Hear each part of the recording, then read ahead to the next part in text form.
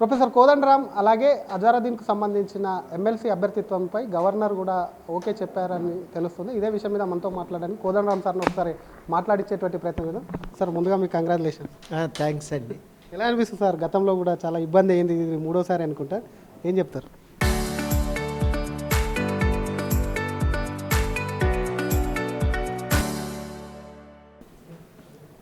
అంటే ప్రత్యేకంగా ఇదేదో కిరీటం దొడికినరని అయితే ఏం లేదు భావన.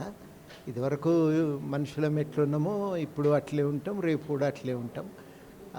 ఈ పదవులు అనేవి మనం ఒకటి అలంకారం అనుకుంటే, లేకపోతే ఇవేవో దీనివల్ల మనకు వ్యక్తిత్వం వస్తుంది, మనకు గుర్తింపు ఉంటుంది అనుకుంటే పొరపాటు. అట్లా ఉండదు. నా అనుభవమే చెప్తున్నది ఇవి శాశ్వతం కాదని. శాశ్వతం ఏంటంటే మనం చేసే పనే, ఆ పనే మనల్ని నిలబెడుతుంది. దాని మీదే మేము దృష్టి పెడతాం. ఈ పదవి కూడా ఆ మేరకు ఈ పనిని సమర్థవంతంగా చేయటానికి, ఇంకా విస్తృతంగా చేయటానికి ఏ మేరకు ఉపయోగపడ్డా చాలా సంతోషం. అందుకని ఇవాళ మేము గవర్నర్ గారు కానీ ముఖ్యమంత్రి గారికి ఈ ఫైల్పై సైన్ చేసి నన్ను ఎమ్మెల్సీగా చేసినందుకు ముందుగా వారికి నేను కృతజ్ఞతలు తెలియజేస్తున్నా. తప్పకుండా ఇచ్చిన ఈ అవకాశాన్ని ప్రజల కోసమే, ప్రజల శ్రేయస్సు కోసమే ఉపయోగిస్తానని, గతంలో ఏ రకంగా పనిచేస్తున్నామో భవిష్యత్తులో అదే రకంగా పనిచేస్తామని, అదే రకంగా మా ప్రవృత్తి, మా వృత్తి, మా వ్యవహార శైలి ఉంటుందని కూడా ఈ సందర్భంగా అందరికీ హామీ ఇస్తాం. మీతో పాటు వచ్చినటువంటి ఎమ్మెల్సీ ఆల్రెడీ మంత్రి పదవిలో ఉన్నారు, ఇంకా బెర్తులు ఖాళీ ఉన్నాయి. గతంలో కూడా మాట్లాడుకున్నాం, మీరు తొందరలోనే క్యాబినెట్లోకి పోతారని, విదేశాంగ మంత్రి. అటువంటి ఏమన్నా ఉన్నాయా సార్? మళ్ళీ ఏ ఆలోచన, ఆశ, ఆ ప్రయత్నము ఏవీ లేవు. దాని మీద పెద్దగా ఇప్పుడు నేను ఉన్నదాంతో చేయగలిగేది ఏదన్నా ఉంటే తప్పకుండా ఆ పని మీదే దృష్టి పెడతాను. నెక్స్ట్ మీ పార్టీకి సంబంధించి ఇంకేమన్నా అడగబోతున్నారా మీతో పాటు? అది తప్పకుండా, ఎందుకంటే మాకు పార్టీకి వాళ్ళు కొన్ని హామీ ఇచ్చిన పదవులు ఒక భాగస్వామ్యం కల్పించే లక్ష్యంతో, కాబట్టి వాటికి కాంగ్రెస్ పార్టీ వాళ్ళకు కూడా ఒక అవకాశం కల్పించాలని కోరుతా. వాళ్ళ అవకాశాల కోసం కూడా తప్పకుండా ప్రయత్నం చేస్తాం. మరొక పక్క తెలంగాణలో ఒక కొత్త పార్టీ ఈరోజు ఆవిర్భవించింది, అది కూడా టీఆర్ఎస్ సార్. టీఆర్ఎస్కి సంబంధించి కల్వకుంట్ల కవిత గారు పెట్టారు. ఆ పార్టీ మీద మీరు ఏం చెప్తారు? పార్టీ ఇప్పుడు ఒక మహిళ రాజకీయాల్లోకి ఒక నాయకురాలిగా రావటం అయితే నాకు చాలా సంతోషం అనిపించింది. అది చాలా ధైర్యం కావాలి, చాలా చొరవ కావాలి, అవన్నీ కూడా ప్రదర్శించడం చాలా గొప్ప విషయమే. ఇంకా దాంట్లో ఏ అనుమానమో అవసరం లేదు. కానీ చాలా ముఖ్యమైన విషయం ఏంటంటే, జరుగుతున్న ఆచరణని విమర్శించి దానికి ప్రత్యామ్నాయం అది కాకుండా కొత్తది ఎట్లుండాలి అనే విషయాన్ని వివరంగా చెప్పలేకపోతే ప్రయోజనం ఉండదు. నేను అనుకుంటా వారి వివరణలో ఆ లోపం ఉంది. టీఆర్ఎస్ చేసిన తప్పిదాలని ఎత్తి చూపింది. అది మాకు కూడా సంతోషం. ఎందుకు అనిపించిందంటే, మేము ఇంతకాలం చెప్తున్న వానికి ఒక సాక్ష్యంలాగా కనబడ్డది అది.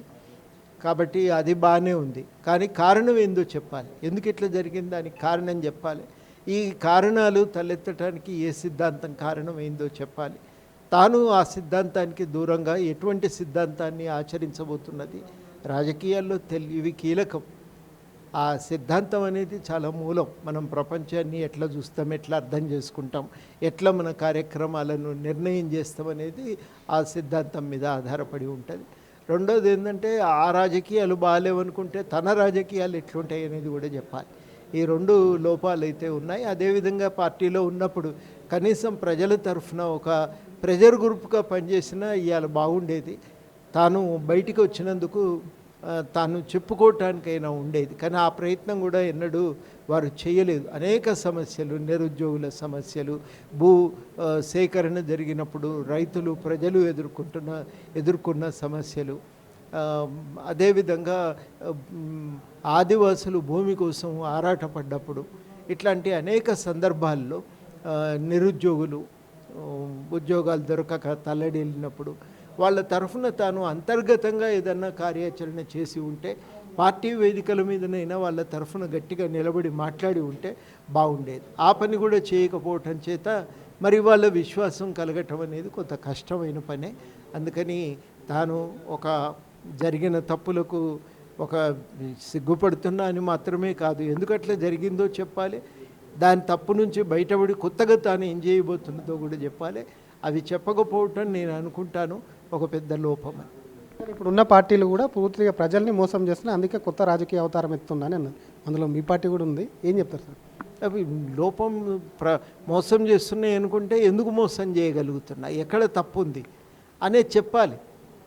దానికి ప్రత్యామ్నాయము ఏ రాజకీయాల్లో ఉందో కూడా సూచించాలి కదా. ఆ రెండు గురించి మాట్లాడకపోతే నువ్వు కూడా అదే చేయటానికి వస్తున్నట్టు అవుతుంది. అది అందుకని కొత్తదనం కనబడాలి కదా, అది కనబడతలేదు దాంట్లో. Thank you sir. ఇది ఒకవైపు తనకు ఎమ్మెల్సీ పదవి ఇచ్చినందుకు ముందుగా గవర్నర్ ముఖ్యమంత్రికి ధన్యవాదాలు చెప్తున్నాయి. మరొక పక్క కవిత పార్టీకి సంబంధించినట్టు ఎందుకు పెట్టింది, ఏంటి ఆ పార్టీ సిద్ధాంతాలు ఏంది, కొత్తదనం ఏంది, మహిళల్లో రాజకీయాల్లోకి రావడం, రాజకీయ పార్టీ పెట్టడం కూడా శుభపరిణామం. వీటన్నిటికీ సంబంధించి పార్టీ సిద్ధాంతం ఏందో బయట పెట్టాలని చెప్పి కూడా ప్రొఫెసర్ కోదండరామ్ సార్ అంటున్నారు. కెమెరామ్యాన్ గజప్తో శ్రీధర్, RTV, హైదరాబాద్.